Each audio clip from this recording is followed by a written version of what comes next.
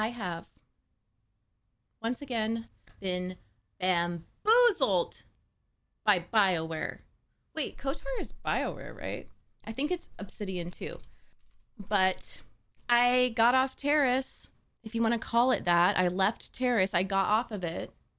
I escaped Terrace, and then the whole freaking planet was bombed. I don't understand. I do understand. It's great storytelling. No, it's not Obsidian. It's just Bioware.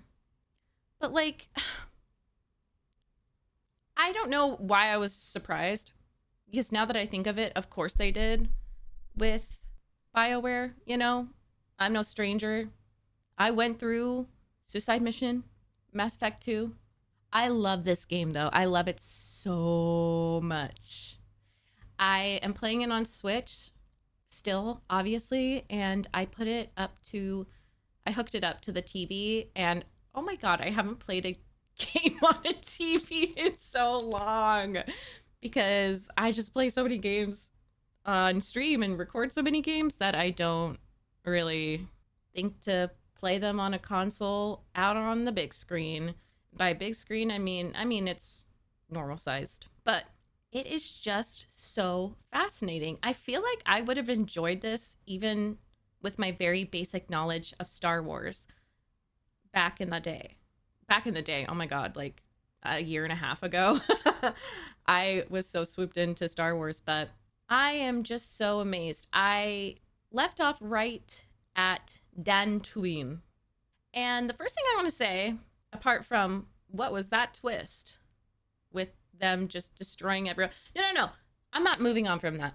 Because why did they didn't make me do this, but I wanted to get to know everyone at Terrace. I asked everyone about Terrace, the people there.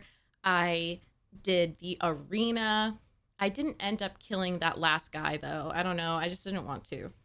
But I did get to be the champion, the reigning champion. But I met so many people. The guy at the clinic, the girl at the equipment emporium, all those protocol droids, all the undercity dwellers. Like, what the hell? That's so crazy. And with the undercity, please let me know because I got all those journals for the promised land or whatever. And they did end up going to the promised land. I mean, in one way or another, they went to the promised land because if they didn't go somewhere, they were killed by freaking Revan. No, Malik. I get them confused. He also doesn't have his like mouthpiece. No, he did have the mouthpiece, but there was a flashback and he didn't with Revan and him, and he didn't have the mouth thing. So I wonder if Revan injured him. Oh, Bioware, to make me just so attached. And I was running around for so many hours because I got so lost and I wanted to do almost everything. By the end of it, I don't even know how many hours it was, tens of hours. I almost had Terrace memorized by the time I did that last thing with Davik. And then you just go and demolish the planet. All right. I see how it is. But I kind of love that these older RPGs they do not hold your hand. They throw you in. That's that. I do really respect it and love it. And when I'm playing, I usually play later at night and I'm relaxed. And it kind of feels like either a visual novel or even a movie. Like it does really feel like a good movie. This writing is so good. So next thing, I don't have any notes, so this is going to be so chaotic. I don't know what his name is, but Yoda's species meeting another one of his species as a master on Dantooine. Tell me why he speaks normal. Like the tone sounds like Yoda, but tell me why he doesn't go speak like this. I must. That was terrible. Caleb can do better. Yoda's just a silly, goofy guy. Okay. actually kind of love that.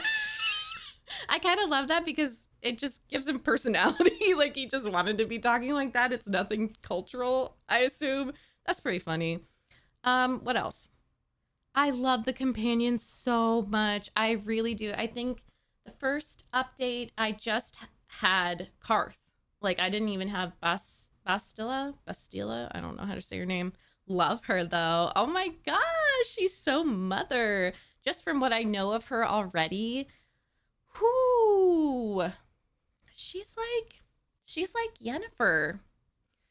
I don't know. She's very harsh in a good way. She just knows her shit. And if she is mistaken, she has to be proved to be mistaken. She'll take it back and be like, oh, my apologies.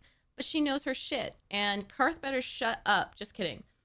I love their arguments. I love when all of a sudden you're walking and then there's just a cutscene and the two side characters are just fighting. Like Mission telling Zal, right? Zal? That his breath smelled bad and he needed to do something about it, even though he had just been a slave. We like rescued him from slavery, but it was still really funny. And then Karth and Bastila going at each other's necks. I do usually take her side because she's just so wise. And Karth is kind of a baby. I love that he'll be fighting with someone, and then at the end he'll go, but we shouldn't be. Stop talking about this. We shouldn't even be talking about this. You little brat. You are brat. Every single one of these characters are brats. Bratty, Charlie X, CX, brat, and then also just brats. And brats dolls. Like they slay with their outfits and stuff. At least I make them slay. I don't have access to much armor. I put Karth in Davik's armor. It's really cool. He looks good. Oh, Caden's voice actor, we love you. I forgot his name. The way that I recruited Canderous, who is the first dark side character, right? Pretty low. And whenever I go to talk to him, he's like, what do you want? Oh, didn't you propose we work together? Why? What do you want? Bro, calm down. I always think his name is like Cantankerous, or it just reminds me of Cankersaur. I don't know why. I don't know. And then the other bounty hunter that we killed, the one that you fight at the end with Davik, forget his name. I think it's something like Condor. So it's just all confusing. But anyways, I do love that I can talk to him and he's like, what do you want? And then I ask him about his life, I ask some personal questions. And then he starts to have, like, I can already see the seeds of him looking back at his past and things opening up, because clearly that's just like, he has a lot of armor. He's very strong. It's like literally and metaphorically, or emotionally, mentally. He has a lot of armor because of his intense Mandalorian past and things he's had to do in terms of being a bounty hunter. But I don't remember exactly what the line was. I just know I felt like, oh, one of the first questions you can ask him about his life and why he's a bounty hunter. So even though he's a little brat, and then even after that conversation, go back to him, what do you want? I don't know, man. It's your plan. We're in Davik space. Why are you yelling at me? It's so funny. And we got Mission to open up a little bit because, of course, her home planet is, I don't know if it's her home planet, I forget, but the planet she spent most, if not all of her years on was bombed in front of our eyes, you know? But learning about her brother, I don't know what's going on with that. I don't think that the lady Lena or whatever that she hates, she's like she's a little skank. She's a little skank whore who took my brother away. I don't know if that's true. She's 14, so she has a lot of feelings, but we'll see. I'm trying to just gently guide her in the right direction of just maybe something else happened, like maybe calm down a little bit. But I love how emotionally volatile these characters are. Oh, so good. In terms of Revan and Malik, I'm still waiting for more clues about them because I've been really interested in Sith and Sith lore, and I just have to get through this game because all of the videos reference KOTOR. So with the time loading screens and then the cutscenes, it really appears that Revan is the smarter of the two. So I'm so curious what happened. And then the fact that we're force bonded with Bastila. Oh my God. They're just girls together. That was one of the last things I saw, was the training montage where she's like meditating. Ah. And I knew that my character was going to be force sensitive, but I didn't really know how. And I thought it was optional. I kind of saw this game as The Sims, which it still is to me. It just seems like very open with how you want to play your character.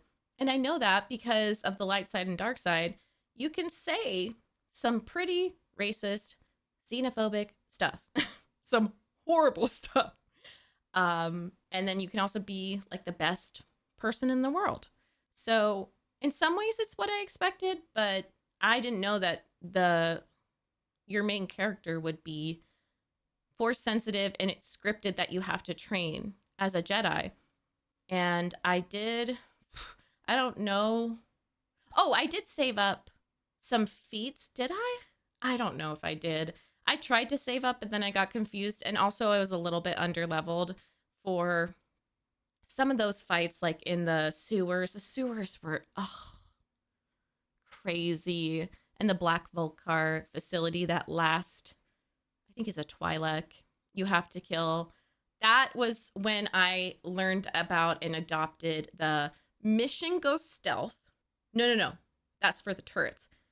Someone either goes stealth or just you run in. When the combat starts, pause. Everyone throws grenades. Grenade, and different types of grenades. And then you run away. That's what I did with mission and turrets. They were so annoying and they kill you so fast. And I didn't have enough computer spikes. I need more computer spikes because I want to do all the hacking. Let me know where I can find more computer spikes. How many times can I say computer spikes? So yeah, I have adopted the throw grenades, run away, come back, throw more grenades. And then eventually I've just been... Mostly everyone is using a vibro blade except Karth and Mission. And I do love Bastilla's... I'm so sorry, girl. I need to figure out how to say your name. Because you are so mother. She's so beautiful. Ah, I hope I can romance her. We're already force bonded. But I like this. The swords seem more powerful now. And my character, Dahlia... We're definitely going to lean into the lightsaber and all the Jedi stuff. She is pretty light side. The only dark side points I got, which I think it's pretty funny that it's dark side, was, oh my gosh, it was to get T3. Sorry, T3, I forgot about you. He's so cute. I love T3. When you buy him under Cantankerous, Candaris's orders, it costs 2,000 credits, and I didn't want to pay that because I need computer spikes to hack everything. So you can go, I don't want to pay that much. That's ridiculous. And then you can persuade, and you basically, the only way to do this, not even like go half off, or, well, she did knock like 500 off because my persuade is like, I put so many points in persuade. That's my number one thing. Love it. I love to persuade. It's just so fun. But, oh, maybe she's doing like force compulsion and she doesn't even know it. I feel like that I could headcanon that. Like she doesn't even know, but she's like convincing them. Cool. I think that she does offer you like 1,500 instead, but I didn't want to pay that either. So I did threaten her life. She's just a poor terrorist worker. Now she's dead. Now she's dead. So there's that. But I threatened her with her life and said I was going to go tell Davik, I think. So she gave me T3 for free. Got some dark side points. Hope that's not an issue.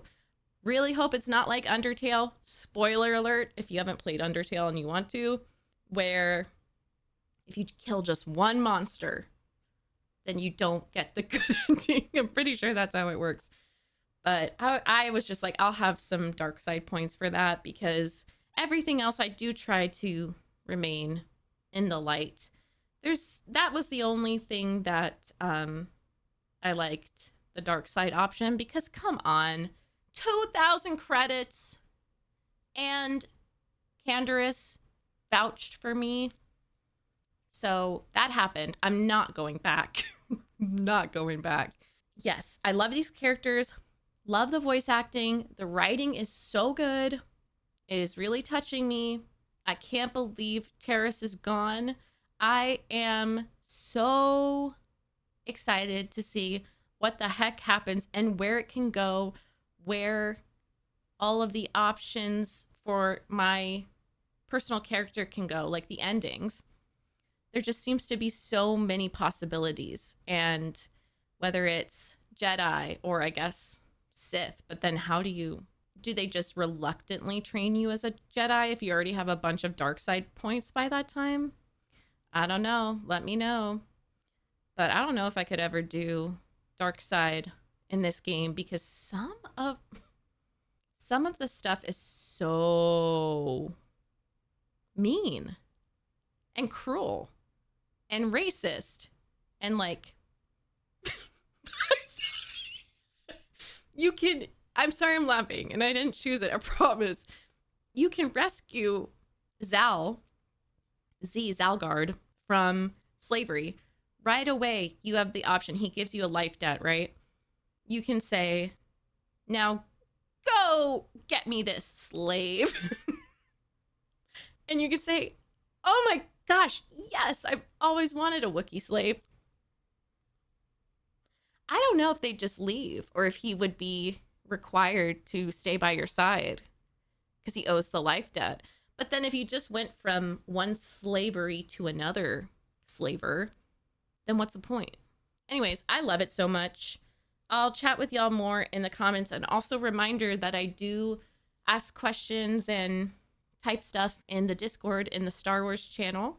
So if you would like to join the Discord, I'll post a link. I don't usually because I don't want spammers and weirdos. So I kind of hide it a little bit, but you can always find it in my Twitch chat, and I'll try to remember to put the link in the description. But if you comment, I'll try to respond as well. And if I forgot anything major, like if you asked what did you do in this situation? What did you do in this situation? My memory will be jogged. It'll jog my memory. Yay! I love this game. I really do. I'm so excited. So next update, perhaps I will be a full-blown Jedi or Sith. No, I think it's too late for me. I think I'm on the path of goodness. Anyways, love y'all. Bye!